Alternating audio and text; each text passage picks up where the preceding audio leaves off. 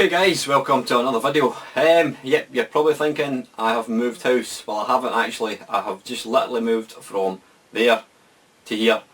When I watch back other people's, I know like Novabug, he tends to have something in the background playing, and I've I was thinking that sitting in that chair the whole time, it gets a bit samey. I mean, I've got the same background. I've been sitting against the same background for the last 2 years, so I thought I would just change things a wee bit. This isn't going to be a permanent feature, far from it, because I'm sitting on a hard stool, whereas I've got my nice comfy chair there. But I just thought something a wee bit. I've got a demo running, and I've also got my main cab fired up as well, so you don't really have to look at my ugly face too much. This is I don't do these very often, and it's not because I don't want to. It's just one of these things I tend to kind of forget about.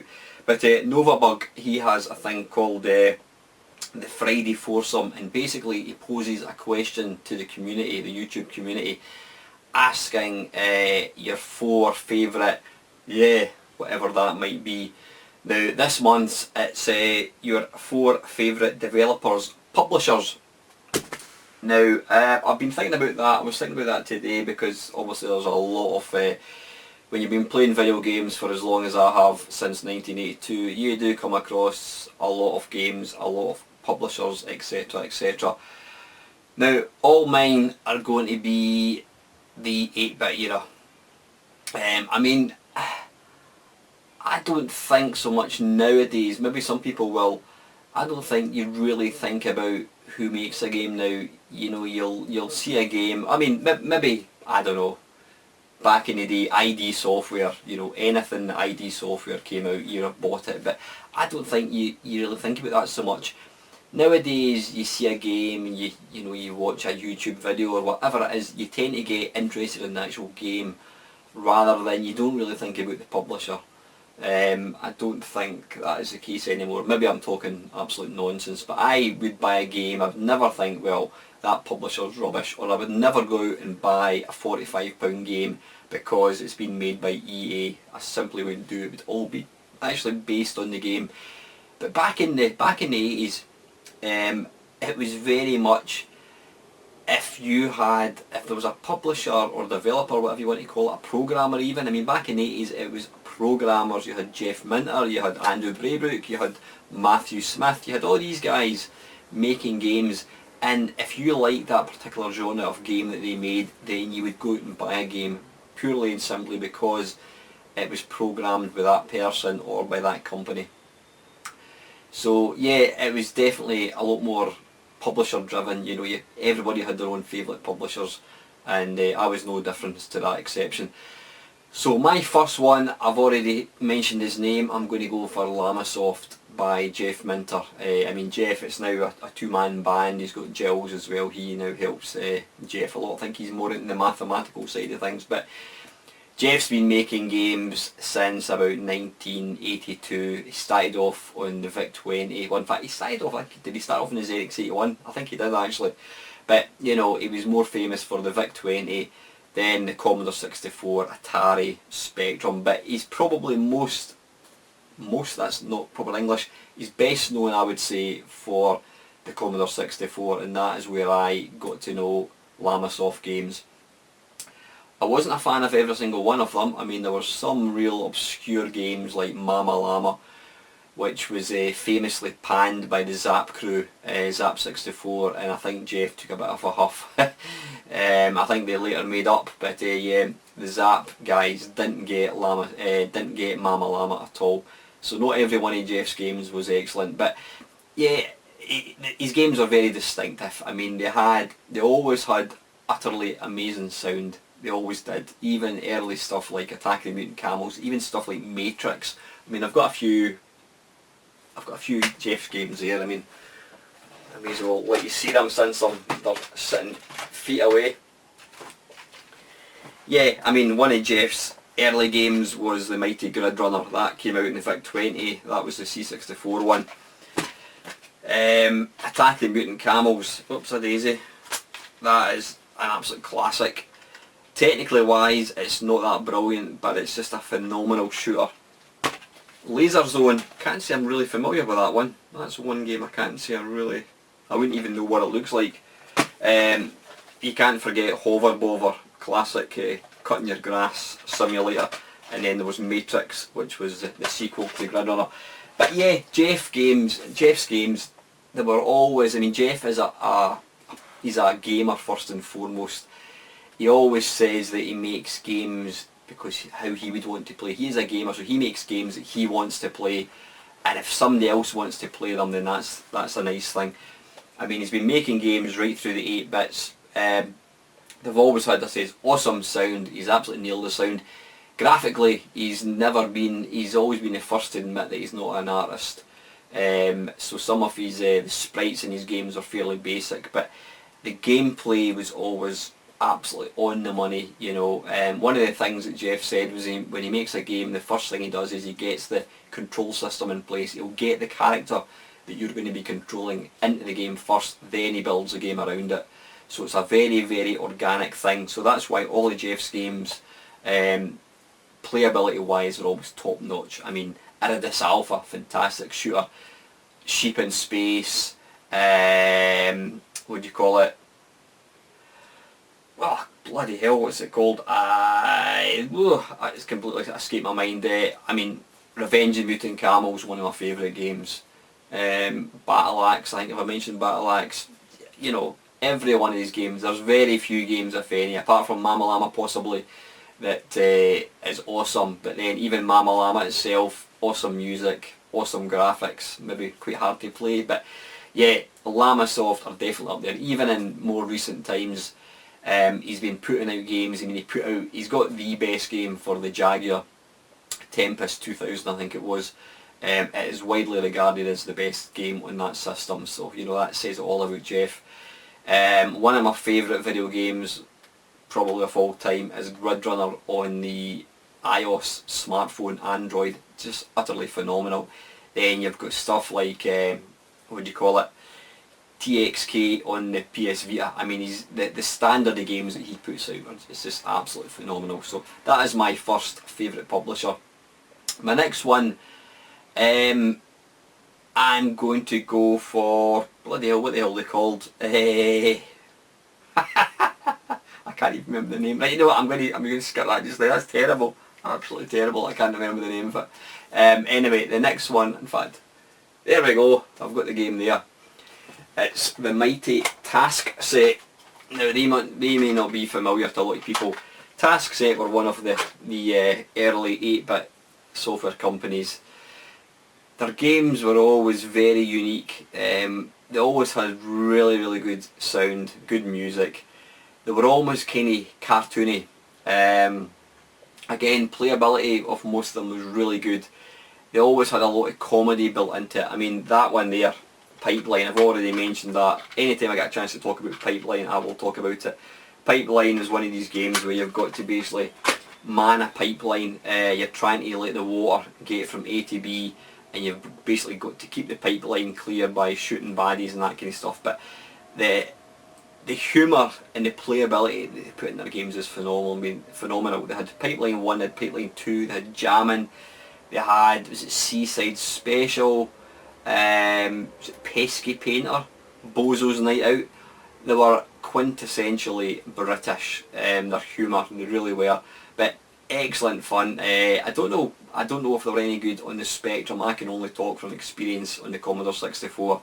They put out, well, the fact that they put out two of my favourite games of all time, and I mean any video game, Pipeline 1 and Pipeline 2 are up there in my top 10 of all video games. So that in itself tells me how good they were. But there are other games as well, the ones I mentioned, Jammin' as well. Quite basic graphics, but really good fun. But again, they just seemed to nail. They knew if they could. They knew what made a game fun to play, and that's why I enjoyed playing Task Set games. Number 3, I am going to go for, it's the Imagine label of the Ocean. Ocean bought over Imagine. Now, everybody's heard the story about Ocean Software. Not Ocean Software, Imagine Software. They were one of the first companies to realise there was money to be made in the 8-bit era. So they were basically punting out all these absolutely shite games, and they were selling. And then famously they were paying all their programmers mega bucks They were driving about in Ferraris. I mean, the famous story, and it is actually being confirmed as being true, Eugene Evans, who famously appears as Eugene's Lair in Manic Miner. He was a young programmer. I think he was only 16, 17 years old, and he programmed a few games. He famously was bought, I think it was either a Porsche or a Ferrari, and he couldn't even drive. But imagine, they lived the dream. You know, they were spending money without, you know, they were spending more money than there was actually coming into the company, and they famously went into receivership on the programme, which, so bloody hell, my memory's really feeling tonight. Commercial break. Yeah, go into YouTube and Google it, or type it in commercial breaks.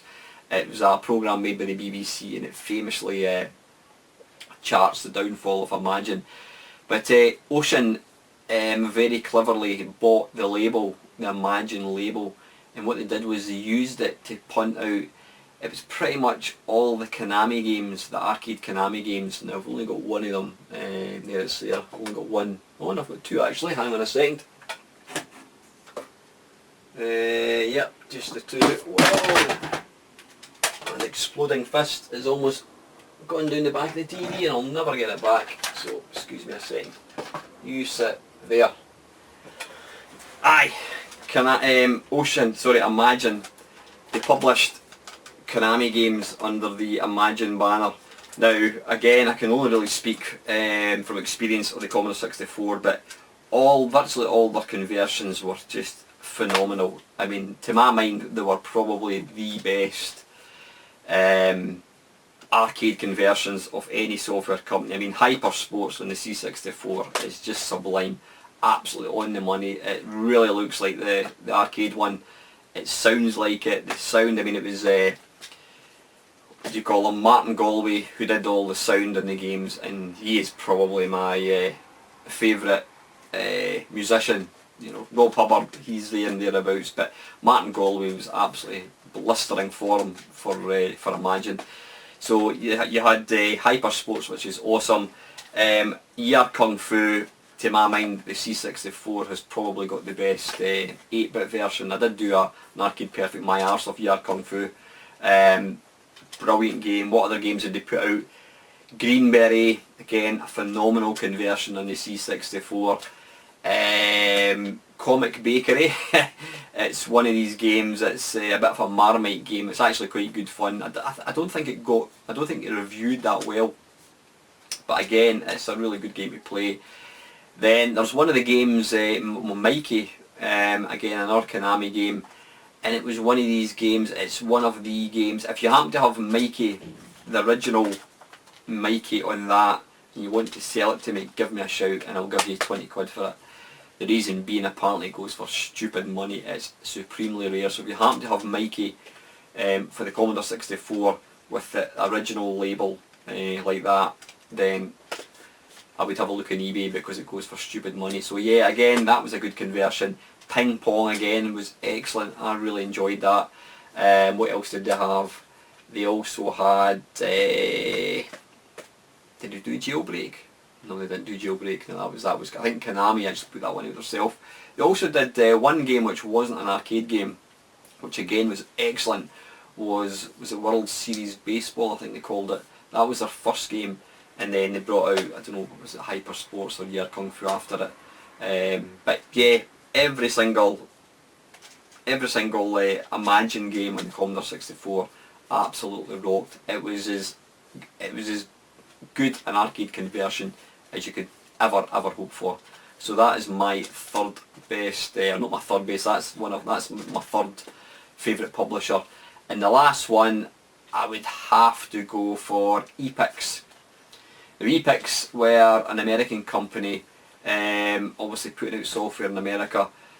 Then when US Gold sprung up, they realised that there was an awful lot of really good software out there in America land, so they decided to import it across under the US Gold banner.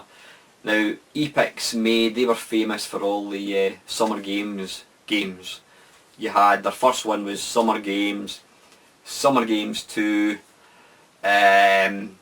Winter Games, World Games, California Games. Now the graphics and the sound was just unbelievable. I mean, have a look at World Games, have a look at, not World Games, have a look at Summer Games 2, and have a look at like the long jump, or the triple jump I think it is. The graphics are just incredible. I mean, it's probably I would say it's the most impressive animation on any 8-bit machine that I've ever seen. I mean, there was other companies like, in fact Epix, yeah, they also made, I was going to say Impossible Mission, Epix made Impossible Mission, Mish Money Penny, they made Impossible Mission, and again that had phenomenal graphics and sound. So yeah, again, they were just at the very, very top of their game. I mean, they were a phenomenal company. I don't think they put out a bad game, Epix. I loved all of them. I never really got into California Games because I think I'd moved on to, I think I was on an Atari ST at that point. But yeah, they did port all their sort of World Games series onto other computers. I think they were out in the Spectrum. They were definitely out in the Amiga, Atari ST. They were never as good. To my mind, the best platform for all of the Epix games was the Commodore 64. They just knew how to get the very, very best graphically and audibly out of this machine. It was phenomenal. So that is it, guys. So just to recap, my top 4 publishers would be Lamasoft, TaskSet, Imagine Software and Epix. So that is it. Yep, I hope you enjoyed the background. It's slightly more less boring than my normal thing, but rest assured I'll be back to that for the Friday Waffle. Anyway guys, thank you so much for watching. Thanks for watching my Mamemeister channel. Please feel free to like, comment or subscribe. You can also follow me on Facebook and Twitter.